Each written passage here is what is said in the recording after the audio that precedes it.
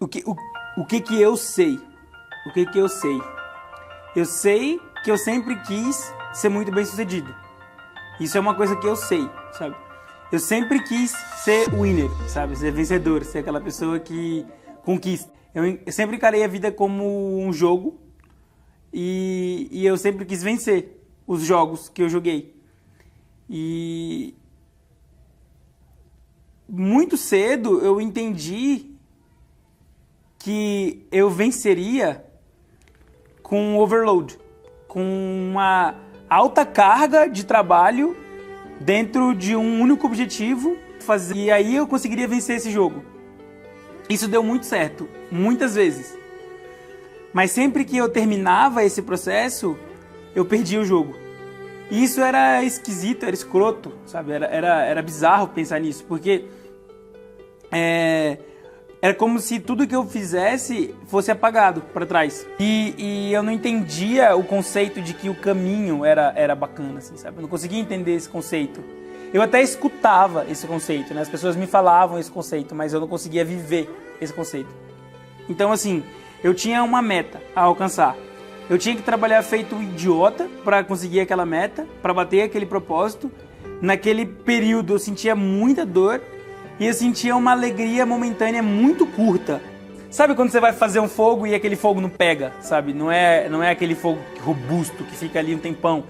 Faz uma puta labareda assim, parece que vai dar certo, mas não dava. A felicidade escapava. E na hora mesmo a felicidade ela já virava o próximo desafio. Ela virava o próximo desafio. Então, se eu tinha o objetivo de ficar com um corpo muito legal, o processo era louco. Só que eu conseguia, eu deixava meu corpo muito legal. Só que aí a felicidade não estava no percurso, ela estava no final. E aí, bum, a felicidade vinha, só que não vinha. Eu falava, cara, e agora? Agora é dinheiro. Então eu vou ganhar dinheiro. E aí ia trabalhar para ganhar dinheiro. E aí conseguia dinheiro. E aí quando o dinheiro entrava, eu já gastava e falava, uau, foi legal, mas não foi, e o corpo acabou. E aí toda vez, e a felicidade agora tá onde? Qual é a próxima felicidade? Ah, tá naquela viagem específica, então vou fazer aquela viagem. E aí, papai, viajava. E a viagem acabava. Então, toda a vida eu fiquei correndo atrás do próximo sorriso, assim, sabe? E no meu caso, por eu ser extremamente competidor, isso era mais bizarro ainda quando eu olhava para as tartarugas em volta de mim e via que elas tinham passado da lebre, assim, sabe? Eu sempre me vi como uma lebre, tipo, naquele dilema da tartaruga e da lebre. Depois eu aprendi um pouco diferente, né?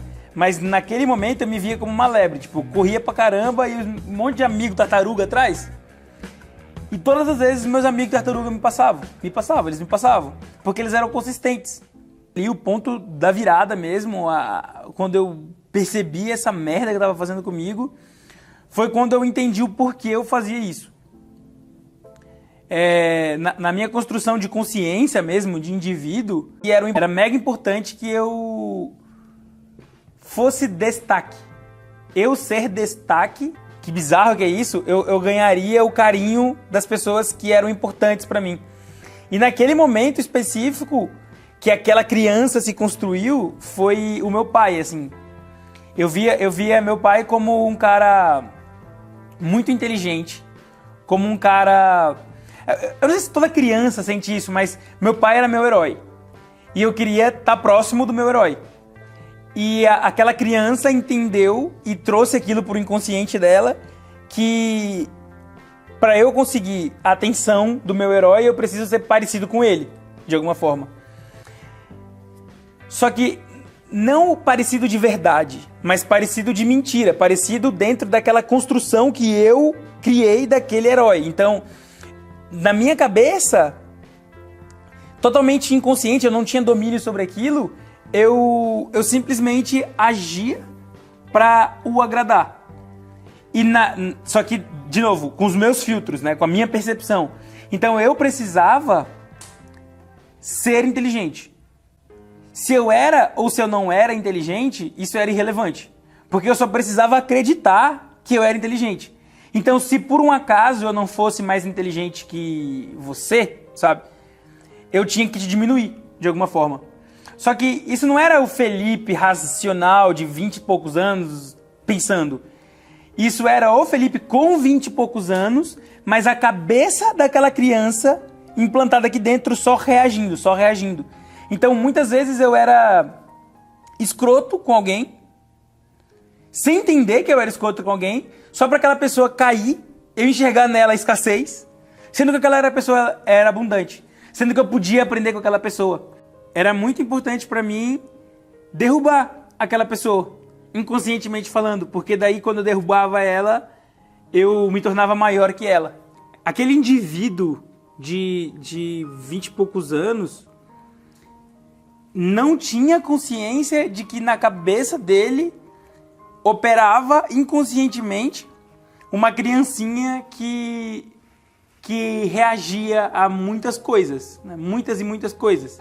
Então, se eu convivesse com alguém mais virtuoso que eu, automaticamente o meu pai amaria aquela pessoa, não a mim. E isso trouxe problemas gigantescos na minha construção de indivíduo. Não existe um cenário onde você evolui sendo a pessoa mais inteligente. Você precisa da experiência do planeta para você devolver para o planeta. Você precisa de outros indivíduos operando em conjunto com você, não para você ter sucesso. O sucesso não se faz sozinho. Não tem esse negócio de lobo solitário dentro do sucesso. Não tem nenhum nome no mundo, no planeta, que revolucionou causas, ou que fez coisas incríveis, ou que conquistou coisas incríveis, ou até mesmo um atleta olímpico, medalha de ouro no esporte individual, ele não está sozinho. Ele tem uma legião de pessoas que proporcionaram para ele aquele momento dentro daquele palco, sabe? Dentro daquele pódio. Ele teve mentores, ele teve instrutores, ele teve nutricionista, ele teve psicólogo, ele teve uma staff inteira cuidando para que ele pudesse brigar a guerra dele e subir no palco, né? E subir no pódio e levar a medalha de ouro, assim. E quando você traz esse prisma para o mundo dos negócios, para o empreendedorismo, para o sucesso pessoal mesmo, independente da área que seja, tem muitas coisas que são interligadas, sabe? Tem muitos pontos de interseção dentro de um empreendedor de sucesso. Esses dias eu li aquela bibliografia do Abílio Diniz, né? E é impressionante como ele passa os mesmos pontos que o Tim Ferriss passa, nos mesmos pontos que o Steve Jobs passa, que o Steve Jobs passa nos mesmos pontos que o Flávio Augusto passa, sabe? As pessoas que atingiram o sucesso, não importa a indústria que elas trabalham, não importa a área que elas trabalham, elas respeitam leis universais, sabe? Existe uma lei universal para o sucesso, existe um modelo mental que traz sucesso. Um dos pontos em comum que me chamou a atenção foi esse da egrégora, né? Eu nem sabia que palavra era essa, egrégora. Eu sempre ouvia a palavra networking, mas não entendia. Entendia, né? Eu sei o que é networking, mas não entendia na profundidade e ao mesmo tempo simplicidade que é a palavra egrégora. Egrégora é um grupo de pessoas que vibram na mesma frequência e têm um objetivo em comum muito similar e elas se ajudam, se escoram, se apoiam e constroem juntos um futuro massa para todas as outras pessoas, sabe?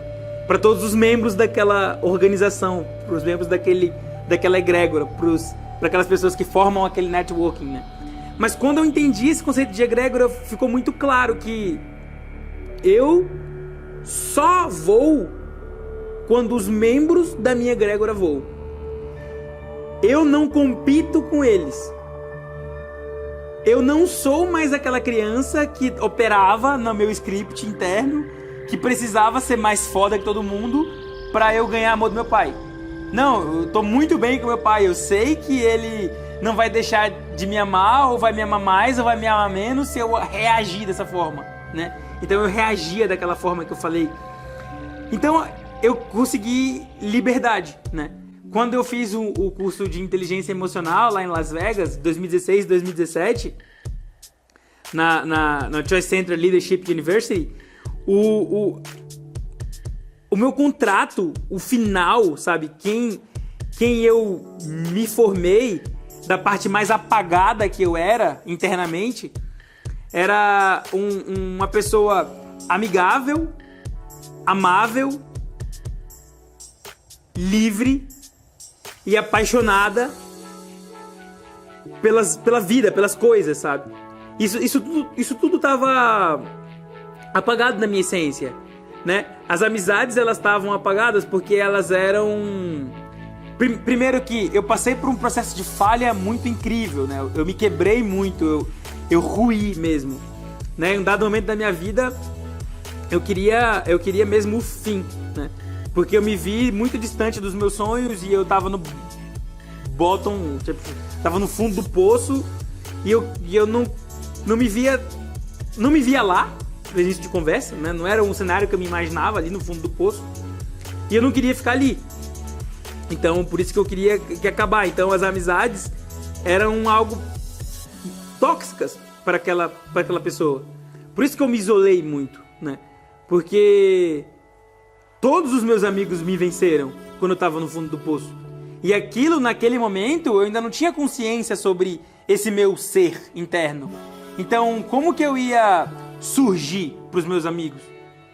Eu surgir para eles seria algo que ia fazer aquela criança, que não era mais uma criança, mas que operava como uma criança, deixar de ser amada mais do que ela já não estava sendo, porque eu estava num processo de ruptura familiar mesmo, assim, sabe? Eu estava muito distante dos meus pais, morando em uma outra cidade, sem grana naquele momento, só com dívidas, e como que eu ainda ia me aproximar de amigos antigos, né? Mas foi uma distância que eu empurrei eles totalmente inconsciente.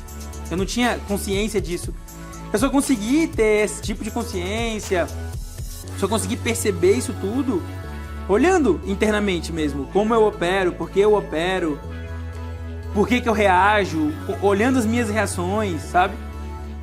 E quando eu olhei para os lados e comecei a ver, tá, quem que ganha, quem que ganhou, como eles ganharam, sabe? Como que eles fizeram?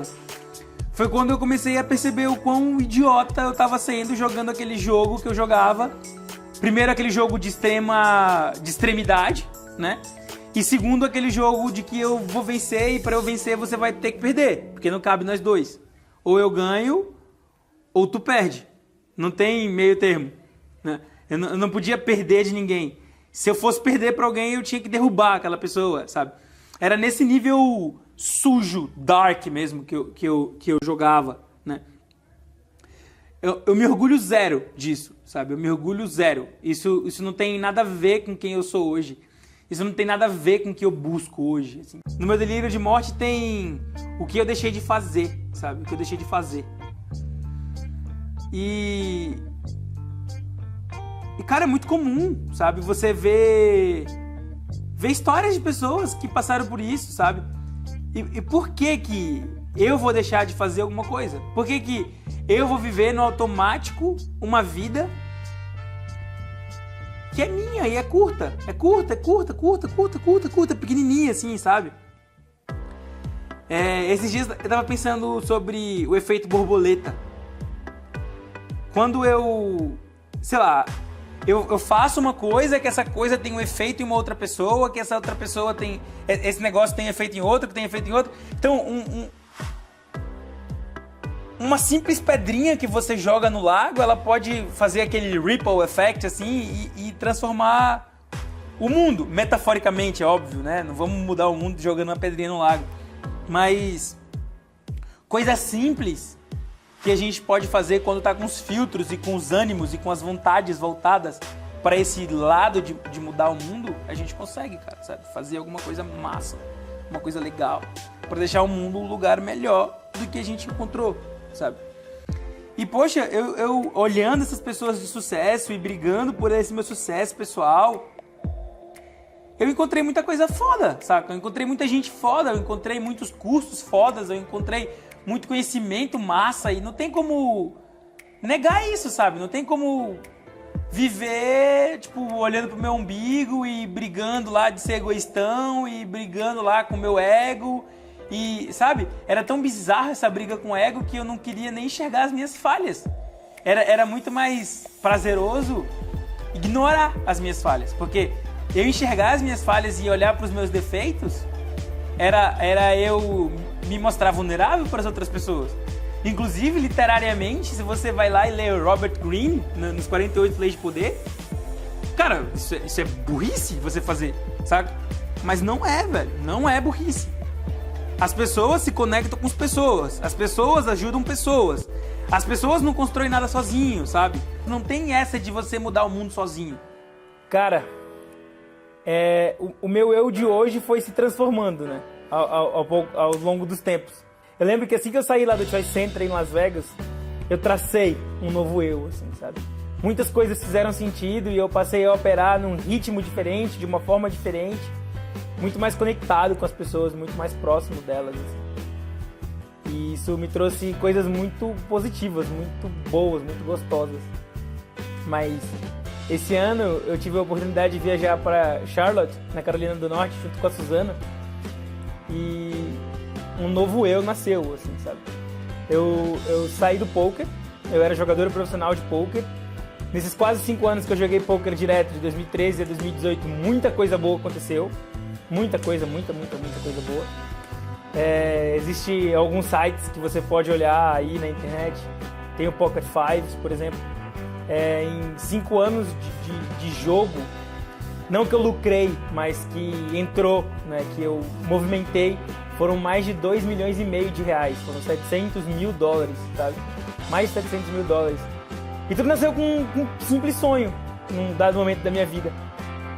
E o ano passado foi muito mágico, assim, sabe? Eu consegui ficar em segundo lugar do campeonato mundial na internet, do W Cup. E, cara, só esse torneio deu quase 1 milhão de reais, sabe? Tipo, deu 268 mil dólares na época.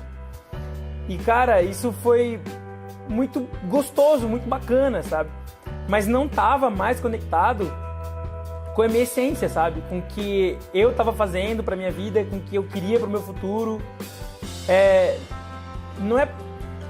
It's not about the money, sabe? Tipo, não é pelo dinheiro. O dinheiro faz parte do processo. Eu gosto muito de dinheiro, eu tenho muitos sonhos financeiros, mas a mudança teve a ver com muitas coisas da minha vida, com muitas mudanças, com muitas transformações de vida, sabe?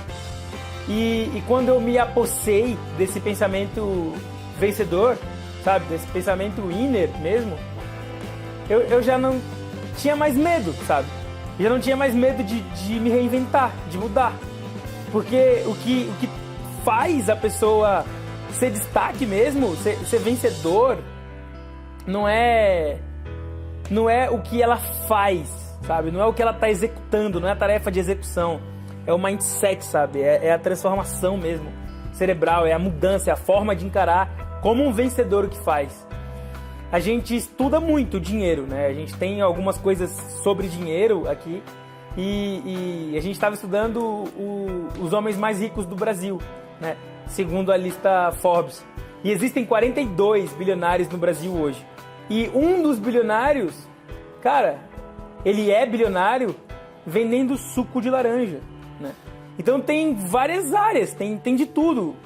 Independente da tua área, tem sucesso pra você, sabe? Todo mundo consegue sucesso no que tá fazendo quando se apossa desse pensamento, sabe? Desse mindset vencedor, quando começa a enxergar as coisas de uma perspectiva diferente, sabe? E a gente se uniu, sabe? A gente conheceu muito dessa perspectiva. Ela não é a mais ideal do mundo, mas é a nossa. É o que nos dá tesão pra viver hoje.